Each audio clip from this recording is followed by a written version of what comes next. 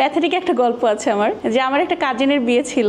তো যাওয়ার পরে ওখানে যখন সবাইকে কি করে জিজ্ঞেস করছে, তো হঠাৎ করে আমার ওয়ান অফ মাই রিলেটিভ হুট করে বলে যে আরে ও তো ওই কয়েকটা মেয়ে নিয়ে ফ্ল্যাট ভাড়া টাড়া দেয়। মানে ওই সময়টাতে আসলে আমার খুব লো ফিল হয়েছিল যে আমার ক্যারিয়ারটা লাইক অন্যদিকে চলে যাচ্ছে। আর ততদিনে আমার আসলে করার কিছু নাই, কারণ আমি একটা বড় এম্পায়ার ডেভেলপ করে ফেলেছি অলরেডি। অ্যান্ড আমরা বাংলাদেশ ব্যাংকের বড় একটা ফান্ড পেয়েছি, প্লাস পরবর্তীতে অ্যাপ্রিসিয়েটিং পাচ্ছি। বাট স্টিল এলাকায় যখন কেউ আমাকে একটু লো ফিল করাইতে চায়, তখন এই ধরনের কথাবার্তা বলে। যেমন অনেকে বলে যে হোস্টেল সুমনা, ভাত বেচে, এই সেই।